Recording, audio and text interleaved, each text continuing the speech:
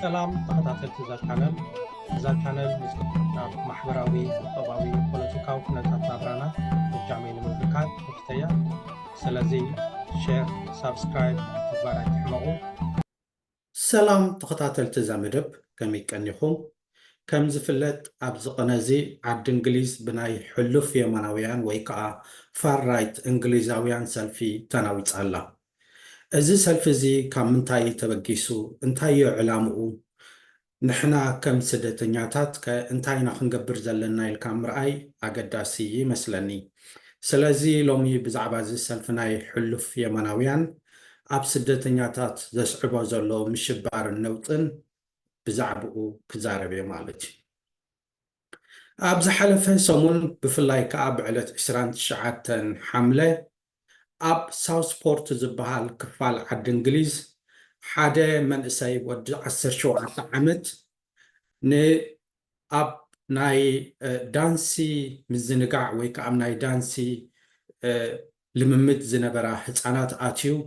ብኻራ ብዙሓት ሰባት ኣቕሲሉን ቀቲሉን ማለት እዩ። እዚ ወዲ 17 ዓመት ከባቢ 10 ሰባት ብኻራ ወጊኡ ዝበዝሓ ካብአን ከዓኒ ህፃናት ቀለውዕ ማለት ካብ 6 ክሳብ 10 ዓመት ዝነበራ እየን።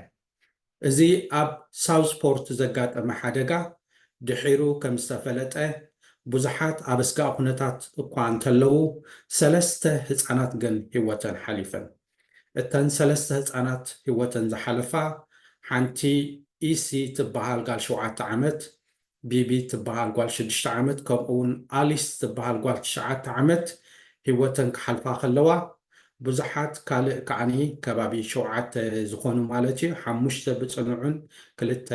ከዓኒ ብኖርማል ብፅኑዕ ዘይኮነ መጉዳእቲ ወሪድዎም። ብድሕሪኡ ዝሰዓበ ነገር እንድሕር ኣሎ እዚ ወዲ 17 ዓመት መን እዩ ዝብል እዩ ማለት እዩ። እዚ ሕቶ እዚ ኩሉ ሰብ ብፅሞና ዝሓቶ ዝነበረ መን እዩ ስለምንታይ እዩ ከምኡ ገይሩ ኢልካ ምሕታት ንቡሩካ እንተኾነ ብዙሕ ሰብ ግን ስደተኛ ድዩ ብፍላይ እዞም ፋር ራይት ወይ ከዓኒ ሕሉፍ የማናውያን ደገፍቲ ዝኾኑ ኣብ ዓዲ እንግሊዝ ዘለው ስደተኛ ድዩ ካብ ደገ ዝመፀ ድዩ ህፃውንትና ዝቐትል ዘሎ ዝብል ሕቶ እዮም ኣልዒሎም። ድሒሩ ነዚ ስዒቡ ከዓኒ ወረ ክናፈስ ጀሚሩ ማለት እዩ። እዚ ነዘን ህፃናት ዝቐተለ ስደተኛ እዩ ሙስሊም እዩ ዝብል ወሬታት ክናፈስ ጀሚሩ። ብድሕሪ እዚ ወረ እዚ ከዓኒ እቶም ሕሉፋት የማናውያን ኣብ ሳውስፖርት ዓብ ድኾነ ሰላማዊ ሰልፊ እኳ ክትብሎ ይትኽእል ኢኻ ዕግርግር ገይሮም ማለት እዩ። ኣብቲ ዕግርግር ከዓ ቀንዲ ታርጌት ዝገበርዎ ነገር እንድሕር ኣሎ እታ ናብ ሳውስፖርት ዝነበረት መስጊድ እያ ማለት እዩ። ነታ መስጊድ ብተኻእለ መጠን ክዕንውዋ ፈቲኖም ፖሊስ ኣብ መንጎ ስለ ዝኣተዉ መዓት ዕግርግር ኮይኑ ማለት እዩ። እዛ ኣብ ሳውስፖርት ዘጋጠመት ሓደጋን ብድሕሪኡ ዝተላዕለ ሰልፍን ዳርጋ መበገሲ ናይቶም ሕሉፍ የማናውያን ናብ ሙሉእ ዓዲ እንግሊዝ ዝተኻየደ ሰልፊ ኮይና ማለት እዩ። ብድሕሪኡ ዝተኻየደ ሰልፊ ብፍላይ እቲ ናብ ሮተርሃም ዝተካየደ ሰልፊ ቀንዲ ናብቲ ማዓስከር ናይ ስደተኛታት ወይ ከዓ ሓተቲ ዕቑባት ዓቂቦምሉ ዝነበሩ ሆቴል ናብኡ እዮም ታርጌት ገይሮም ነቲ ሆቴል ከዓ ብሓዊ ቃፂሎሞ ናይ ዕድል ነገር ኮይኑ ዝኾነ ኣብቶም ሓተቲ ዕቑባ ዘጋጠመ መጉዳእቲ ዝሰምዕናዮ የለን ማለት እዩ።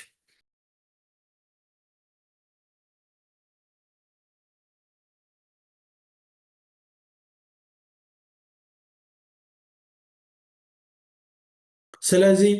እዚ ኣብ ሳውስፖርት ዘጋጠመ ብወዲ 17 ዓመት መንእሰይ ናይ ካራ መቕተልቲ ድሒሩ ዝወዲ 17 ዓመት መን ምዃኑ ፖሊስ ወይ ቤት ፍርዲ ናይ ዓዲ እንግሊዝ ነጊሩ እዩ ማለት እዩ። ኣሌክስ ሩዳኩባና ዝበሃል ወዲ 17 ዓመት እንግሊዛዊ ኮይኑ ግን መበቀሉ ካብ ሩዋንዳ ዝመፀ እዩ ኢሎም ማለት እዩ። ግን ብዙሕ ሰብ ዝሓብኡልና ነገር ኩሉ እውን ይኽእሉ እዮም ካብ ኣብ ውሽጢ ዓዲ እንግሊዝ ዲ ተወሊዱ ወይ ካብ ካልእ ሃገር ይመፅእ ስደተኛ ኮይኑ ኣትዩ ዝብል ክሳብ ሕጂ ናብቶም ፋር ራይት ዝበሃል ወይ ከዓ ሕሉፋት የማናውያን ዝሓትዎ ዘለዎ ሕቶ እዩ። እቲ ኣገዳሲ ግን ሓደ ሰብ ስለምንታይ ሓደጋ ምፅኡ ጥራሕ ኣይኮነን ኣነ ክሪኦ ከለኹ ሓደጋ ኣብ ዓዲ እንግሊዝ ብዙሕ ግዜ የጋጥም እዩ ብወዲ ዓዲ ይኹን ብስደተኛ ምናልባሽ ብወዲ ዓዲስ ንቕበሎ ኢና እቲ ስደተኛ ካብ ዓድና መፅኡ ስለምንታይ እዩ ዝዕገርግር ዝብል ኣተሓሳስባ ክገብሩ ይኽእሉ እንድዮም ግን ማዕረ ክንድኡ ድኢልካ ምሕሳብ ከዓኒ ብሓደ ወገን ርትዓዊ ይመስለኒ ምክንያቱ ሰብ ስደተኛ ይኹን ደይ ስደተኛ ይኹን ሕማቕ ነገር ክገብር ፅቡቕ ነገር ክገብር ዳርጋ ዝነበረን ዘሎን ዝቕፅልን ይመስለኒ እቲ ስደተኛ መፂኡ ክዕገርግር ኣለዎ ማለት ኣይኮንኩን ስደተኛ መፂኡ ኩነታት ስደቱ ተገበረ ሂወቱ ተለወጠ እቲ ናብዛ ዓዲ ዘምፅኦ ነገራት እንተገበረ ፅቡቕ መስለኒ እንተዘይኮይኑ ኣብዚ መፂኡ ሰብ ክዕምፅ ሰብ ክጋፍዕ ክቐትል እንድሕር ኮይኑ ነቲ ካልእ ስደተኛ ማዕረ ክንደይ ሓደጋ ከም ዘምፀሉ እዚ ፍሉጥ ቅድሚ ሕጂ ዝረኣና ኢና ሕጂ እውን ንሪኦ ዘለና ኢና ግን ካብዚ ውፅእ ኢለ ክዛረብ እዚ ሰልፊ ኣብ ዓዲ እንግሊዝ ዝካየድ ደሎ ብሰንኪ ናይ ሓደ ሰብ ዝመፀ ድዩ ወይስ ዝነበረ እዩ እዚ ተሓሳስባ እዚ ብፍላይ ከዓ ናብቶም የማናውያን ዝበሃሉ ወይ ቶም ፋራይት ዝበሃሉ እቶም ሕሉፍ የማናውያን ዝነበረ ድዩ ወላስ ሕጅስ ምክንያት እዩ ተረኺቡ ኢልካ ምሕታት ኣገዳሲ ይመስለኒ ኣነ ከም ዝመስለኒ ወይ እውን ብዙሓት እውን ከም ዝብልዎ እዞም ሕሉፋት የማናውያን ኣብ ስደተኛታት ሕሉፍ ፅልኢ ዘለዎም ብፍላይ ከዓ ናብ ገለ ስደተኛታት ኣብ ገለ ሃይማኖት ብትሪ ዝኽንንዎ ኣብዛ ዓድና ቦታ የብሉን ዝብልዎ እዮም ማለት እዩ ከም ዝፍለጥ ኩሎም እቶም የማናውያን ዝበሃሉ ብሓፈሻ ወላቶም ዓቃባውያን ሰልፊ ቅድሚዚ ናይ ሰልፊ ዕዮ ኣብ ዓዲ እንግሊዝ ዝነበሩ ስደተኛታት ንሩዋንዳ ክንሰደድ ኢና ክንጥርዝ ኢና ኣብዛ ዓዲ እዚ ድሕሪ ሕጂ ዝኣቱ የለን ዝበሃል መዓት መብፃዕታት ይገብርሎም ነይሮም እዚ መብፃዕታት እዚ ከዓኒ ንሶም ክገብርዎ ይከኣሉ ተሳዒሮም ስቲል ትዕግርግር ኣለዎ ማለት እዩ ሕጂ እዚ ዘሎ ዕግርግር ንብዙሓት ስደተኛታት ብፍላይ ከዓ ንሓተት ዕቑባ ኣብ ሆቴል ተቐሚጦም ዘለዉ ኣብ ገዛውቲ ዘለዉ ማዕረ ክንደይ ይሽብሮም ኣሎ ማዕረ ክንደይ የሸቕርሮም ኣሎ እዚ ዝተፈለጠ እዩ ክሳብ ሕጂ ሓደ ሓደ ሪፖርት ዝመፅእ ዘሎ እውን ገለ ስደተኛታት ኣብ ክንዲ ናብ ሆቴሎም ኣብ በረኻ ከም ዝሓደሩ ምክንያቱ ኣብ ሆቴል እንታይ ከም ዘጋጥመካ ይፍለጥን እዩ ኣብ ገለገለ እዋን እውን እቲ ሆቴሎም ብሓዊ ስለተቃፀለ ወይ ከዓኒ ዕንወት ስለ ዝወረዶ ኣብ ክንዲ ብሆቴል ኣብ በረኻ ዝሓድሩ ወይ ከዓኒ ኣብቲ ከባቢኦም ዝሓድሩ ከም ዘለው ተፈሊጡሎ ማለት እዩ ስለዚ እዚ ኩነታት እዚ ኣስጋኢ እንዳኾነ ይመፅእ ስለ ዘሎ ጥንቃቐ ዝደሊ ኩነታት ምዃኑ ብዙሕ ምክታዕ ወይ ከዓ ብዙሕ ዲስኩር ዘድልዮ ኣይመስለንን እቲ ካልእ ክጠቕሶ ዝደሊ ናብዚ እዞም ፋራይት ዝበሃሉ ወይ ከዓኒ ሕሉፋት የማናውያን ዝበሃሉ ዘዕገርግሩ ዘለው ወይ ሰልፊ ደይኮነስ ሽበሮ ዝገብሩ ዘለዉ ክትብሎ ትኽእል ኢኻ ገለገለ ናይ ፖለቲከኛታት ናይ ገለ ሚድያ ደገፍ ከም ዘለዉ ምንፍሉጥ እዩ ብፍሉይ ክትሪኦ ከለካ እዞም ሰልፈኛታት ወይ እዞም ናዕቢ ዝፈጥሩ ዘለው ብሶሻል ሚድያ ወይ ብትዊተር ብዋትስኣፕ ብቴሌግራም ተኣኻኺቦም እዮም ዝመፁ ዘለዉ ኣብ ኩሉ ዓለም ዝግበር ዘለዎ ማለት እዩ ሓደ እዘን ትካላት እዚአን ነዚ ዕግርግር እዚ ነዳዲ ይህቡ ኣለዋ ማለት እዩ ከም ኣብ ኩሉ ካልእ እውን ዝገብርኦ እቲ ካልእ ግን ገለገለ ፖለቲከኛታት እውን ነዚኦም ከም ቀጥታዊ ድጋፍ እኳ ተዘይኮነ ተዘዋዋሪ ድጋፍ ዝህቦም መዓት ኣለዉ ፖለቲከኛታት በልዎም ናይ ሚድያ ትካላት በልዎም ኣብ ዓዲ እንግሊዝ ዘለው ፀረ ስደተኛታት ዝኾኑ ፀረ ገለገለ ሃይማኖታት ብፍላይ ከዓ ፀረ ሙስሊም ዝኾኑ ነዚ ከምዚ ዓይነት ነገራት ነዳዲ እንዳሃቡ ነቶም ኣሸበርቲ ሞራል እንዳሃቡ ነቲ ኩነታት ናብ ላዕሊ ጥርዚ ይዕርግቦ ኣለው ክበሃል ይከኣል ማለት እዩ ሓደ ካብዚኦም ኩሉ ግዜ ፀረ ስደተኛታት ዝኾነ ኣባል ባይቶ ኮይኑ ደሎ ሕጂ ከዓ ተመሪፁ ዘሎ ካብዞም ናይ ዩኬ ዩፎርም ዝበሃል ናይጀል ፋራጅ The far right are a reaction to fear, to discomfort, to unease that is out there shared by tens of millions of people. ናይጀል ፋራጅ ሓደ ካብዚ ዝብሎ ዘሎ ነቶም ሕሉፋት የማናውያን ጥራሕ ክንወቅስ ኣይንኽእልንና ምክንያቱ እዞም ሕሉፋት የማናውያን ተኣኪቡ ዝነበረ ወይ ውህሉል ስምዒት ናይ እንግሊዛውያን እዮም ዘውፅኡ ዘለዉ እዚ ውህሉል ስምዒት ዝብሎ ዘሎ ከዓ ፀረ ስደተኛታት እዩ ማለት እዩ ኣብዚ ዓዲ እዚ ስደተኛታት ብዘይ ሕጊ ኣትው ኣለዉ ብተፈላለየ መገዲ ክሳብ ብባሕሪ ብመገዲ ፈረንሳ ገይሮም ይኣትው ኣለዉ እዚ ከዓኒ እቲ መንግስቲ ዝገብሮ ዘሎ ክፉት ቦታ ንስደተኛታት ወይ ከዓኒ ምሕብሓብ ንስደተኛታት ናብ ላዕሊ ጥርጂ የብፅሖ ኣሎ ስለዚ እዞም ሰባት እዚኦም ክዕገርግሩ ሓቆም እዮም ምክንያቱ ስምዒት ዝዛዕቦም ጥራሕ ኣይኮነን ደሎ ኣብ ኩሉ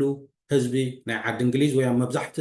ህዝቢ ናይ ዓዲ እንግሊዝ ኣሎ እዩ ዝብል ዘሎ ማለት እዩ እዚ ዘረባ እዚ እውን ምናልባሽ እቲ አክቲቪስት ዝበሃል ናይቶም ሕሉፋት የማናውያን ወይ ፋር ራይት ሓደ ካብኦም እዚ ቶሚ ሮቢንሰን ዝበሃል ትፍሉጥ ገጽ ናቶም ማለት እዩ ኩሉ ግዜ አንጻር ስደተኛታት አንጻር ሙስሊም አንጻር ከምኡ ዓይነት ድዛረብ ስውን እንታይ ይብል ዘሎ መንግስቲ ንዓይ ወይ ነዞም ፋር ራይት ወይ ከዓ ሕሉፋት የማናውያን ክኸስስ ክእል እዩ ግን እዚ ስምዒት እዚ ኣብ ኩሎም እንግሊዛውያን እዩ ዘሎ ስለዚ እቲ ሽግር ምስኡ እዩ ዘሎ እምበር ሽግር ምሳና ኣይኮነን ዘሎ ምክንያቱ እቲ ሽግር ምስኡ እዩ ዘሎ ዘብሎ ዘሎ ስደተኛታት ይእቱ ስለ ዘሎ ሓተት ተቆባ ይእቱ ስለ ዘሎ ስሚሉ ይቕበል ስለ ዘሎ እቶም ክስጎጉ ዝተባሃሉ እውን እዚ መንግስቲ እዚ ኣይስጎጉን ኢሉ ስለ ዘትረፎም እዚ ኩነታት እዚ ወይ እዚ ሽግር እዚ ኣብ ኢድ መንግስቲ እዩ ዘሎ ንሕና ነቲ ዘጋጥም ዘሎ ኢና ንቃወም ዘለና ነቲ ናብ ዓድና ንሪኦ ዘለና ስደተኛታት ዝገብርዎ ዘለዉ ምቕታል ናይ ባህልና ምምራዝ ወይ ምብራዝ ነዚ ዓይነታት ኢና ንቃወም ዘለና እምበር ዕግርግር ኣይኮንና ንገብር ዘለና ኢሉ ዝማጎት ዘሎ ማለት እዩ እዚ ምጉት እዚ ከዓኒ ከም ዝበልኩኹም እዚ ሕጂ ኣባል ባይቶ ኮይኑ ዘሎ መራሒ ናይ ዩኬ ሪፎርም ናይጀል ፈራጅ ይድግፎ እዩ ዘሎ ማለት እዩ መንግስቲ ነቶም ሕሉፋት የማናውያን ንዕኦም ጥራሕ ደይኮነ ክወቅስ ዘለዎ ነቲ ዝገብሮ ዘሎ ፖሊሲ ኣብ ልዕሊ ስደተኛታት ክርኢ ኣለዎ ስደተኛታት ንዕኦም ተፃዋርነት ክገብር የብሉን ሓተት ተቆባ ኣብዛ ዓዲ እዚ ቦታ የብሎምን ዚ ዓይነት እዩ ዝዛረብ ዘሎ ማለት እዩ ሕጂ እንታይ ክብል ደልየ ብፍላይ እዚ ዝካየድ ዘሎ ናዕቢ አንጻር ስደተኛታት ከምኡውን አንጻር ገላ ሃይማኖታት ብፍላይ ከዓ ሙስሊም ኣብ ሳውስፖርት ጥራሕ ዝተለዓለ ኣይኮነን ወይ ካብቲ ኣብ ሳውስፖርት ዝተፈጠረ ናይ ህፃናት ሞት ካብኡ ዝተለዓለ ኣይኮነን ኢንፋክት እቲ ናይ ህፃናት ሞት ብጣዕሚ ኣሕዛንን ድዩ ህፃናት ደቂ 6 ደቂ 7 ደቂ 9 ብኻራ ክቕተላ ክጉያ ክትረአን ከለካ ካብኡ ዝኸፍልእ ነገር የለን ግን እዚ ማለት ከዓኒ ኩሎም ስደተኛታት ከምኡ እዮም ማለት ኣይኮነን ወይ መብዛሕትኦም ስደተኛታት ከምኡ እዮም ማለት ኣይኮነን እቲ ካልእ ገጽ ክሪኦ ዝደሊ እንታይ እዩ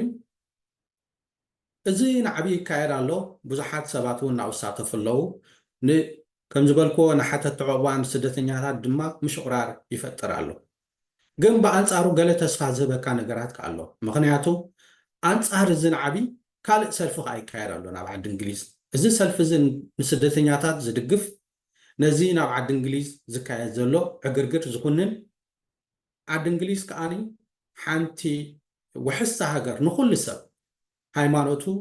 ወይ ድሕረ ባይትኡ ብዘየገድስ እያ ኢሉ ዝምጉት ዓይነት ሰልፊ ከዓ ናብ ብዙሓት ከተማታት ይረአ ኣሎ ይካየድ ኣሎ እዚ ሓደ ተስፋ ዝህበካ ነገር እዩ ማለት እዩ ሕጂ እዚ እንዳተረኣየ ከሎ ስደተኛታት እንታይ እዮም ክገብሩ ዘለዎም ሓተት ዕቑባ እንታይ ክገብሩ ዘለዎም ኢልካ ምሕታት ከዓኒ እቲ ካልእ ኣገዳሲ ይመስለኒ ብወገነይ ኣነ ዝብሎ ጥንቃቐ ዘድልዮ ኩነታት እዩ ምክንያቱ ዝዕግርግር እዚ እንታይ ከም ዝግበር ኣይትፈልጥን ኢኻ እዞም ኣብዚ ሰልፊ ዝካየዱ ዘለዉ ብዙሓት ሰባት ወይ ፀረ ስደተኛታት ፀረ ገላ ሃይማኖታት እውን መርገፂ ዝወስዱ ዘለዉ ሰባት ኣብ ከባቢና ዘለዉ እዮም ምሳና ዝነብሩ እዮም ኣብ ከተማ ኣብ መጓዓዝያ ኣብ ኩሉ ነገራት ንረኽቦም እዮም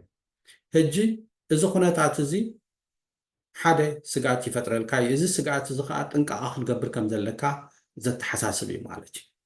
ስለዚ ኩሉ ስደተኛ ብፍላይ ከዓኒ ሕብርኻ ፀሊም እንድሕር ኮይኑ ብቐሊሉ ክትልለ ስለ ትኽእል ካብቶም ካልኦት ፀዓዱ ማለት ኣብ ንኸዶ ነገራት ኣብ ንኣትዎ ምስ መን ንኸይድ ኣበየናይ ኩነታት ሕውስ ንብል ብፍላይ ኣብ ከምዚ ናዕብታት ዘለዎ ካብኡታት ክንእለ ነብስና ክንሕሉ ክንጥንቀቕ ከም ዘለና እዩ ዘዘኻኽረካ ካልእ ኣብዚ ንህወቶም እውን ክቆፃፀርዋ ዘይክእሉ ንውሕስነቶም እውን ሙሉእ ነገር ክገብሩ ዘይክእሉ ሓተት ተዕቑባ ኣለዉ ኣብ ሆቴላት ዘለዉ ድሽበር ደሎ ድሻቐል ደሎ ማለት እዩ ምናልባሽ ሰብ ተለካ ነዚ ኩነታት ሕልፍ ስጋብ ዝብል ምስ ቤተሰብካ ምስ ሓውካ ምስ ሓፍትኻ ምስ ካልእ ትፈልጦ ሰባት ተፀጊዕካ ተፀኒሕካ ዝሓሸ ኮይኑ ይስማዓና ኣነ ምክንያቱ እንታይ ከም ዝግበር ኣይትፈልጥን ኢኻ ሓዊ ይእትውሉ ተለውስ ደቂስካ ከለካ ገለ ሰባት ሓዊ እውን ክእትዉ ክእሉ እዮም ነዚ ኩነታት እዚ ክሳብ ዝረጋጋእ ኣብ ሓደ ቦታ ኣብ ውሕስ ቦታ ምፅናሕ ፅቡቕ ይመስለኒ እቲ ካልእ ነገር እቲ መንግስቲ ኩሉ ነገር ይገብር ኣሎ ነዞም ከምዚ ዝገብሩ ዘለውን ዓብኛታት ግብረ ሽበራታት እዚኦም ሰልፈኛታት ዘይኮኑ ንዓበኛታት እዮም እቲ ዝለዓለ ሕጋዊ ስጉምቲ ከዓ ክውሰደሎም እዩ ይብል ኣሎ ክሳብ ሕጂ ከባቢ 370 ሰባት ተኣሲሮም ኣለዉ ባህል ኣሎ እቲ መንግስቲ እውን ኣብ ርእሲኦም ፅዑቕ ዝኾነ ጎስጓስ ይገብር ኣሎ እዚ ሰልፊ ይኮነን ዓዲ እንግሊዝ ከዓ ናይ ከምዚ ቦታ ኣይኮነትን ኢሉ ይዛረብ ኣሎ ግን ኣብ መጨረሽታ እቲ ጉድኣት ከይሰዓበ ከሎ ነፍሲ ወከፍ ናይ ባዕሉ ሓላፍነት ኣለዎ ነፍሱ ክከላኸል ማለት እዩ እዚ ነገር ከዓ ብተኻእለ መጠን ኣብ ዕግርግር ዘለዎ ቦታ ብዘይምኻድ ድዩ እንተተኻኢሉ እውን ምስ ቤተሰብካ ክሳብ ዝኩነታት ምፅናሕ ድዩ ክሳብ ዝኩነታት ዝሓልፍ ምፅናሕ ድዩ ከምኡ እውን ንትኸዶን ንትገብሮን ንጥፈታት ብጥንቃቐ ብውሑስ ዝኾነ ነገር ምግባር ድዩ ወላ ሾፒንግ ክትገብር ከለካ እንድሕር ዕግርግር ኣሎ ከባቢኻ ጥንሕ ምባል እውን ኣገዳሲ እዩ ማለት እዩ ሕጂ ጥንቃቐ ዝሓትት ግዜ እዩ እዚ ክብል ከለኹ ግን ንሰባት ከሸብር ንሰባት ከሸቕርር ኢለ ይኮንኩን ትትገብሮ ነገር ኩሉ ካብኡ ክተርፍ ኣለካ ማለት ኣይኮንኩን ካብ ስራሕካን ካብ ኩነታትካን ግን ከዓ ጥንቃቐ ምግባር ኣገዳሲ እዩ ንምባል እዩ ስለዚ ከባቢና ብኣተኩሮ ክንጥምት ኣለና እንገብሮ ንጥፈታት ኩሉ ቀስ ብቐስ ክንገብር ኣለና ኣብ ዕግርግር ዘለዎ ቦታ ክንከይድ የብልናን ኮይኑ ይመስለኒ ምክንያቱ እዚ ዝካየድ ዘሎ ሰልፊ ወይ ዕግርግር ካብቲ ሳውስፖርት ዝበልኩኹም ቦታ ሓሊፉ ዳርጋ ናብ ሙሉእ ዓዲ እንግሊዝ ልሒሙሎ ኣብ ሁል ኣሎ ኣብ ሁል ተኻይዱ ኣብ ሊቨርፑል ተኻይዱ ኣብ ብሪስተል ተኻይዱ ኣብ ማንቸስተር ተኻይዱ ኣብ ስቶክ ኦን ትሬንት ተኻይዱ ኣብ ብላክፑል ተኻይዱ ኣብ ቤልፋስት ተኻይዱ ኣብ ቦልተን ተኻይዱ ኣብ መዓት ቦታ ናይ ዓዲ እንግሊዝ ተኻይዱ ኣሎ ክሳብ ሕጂ እውን ክቕፅል ይኽእል እዩ ስለዚ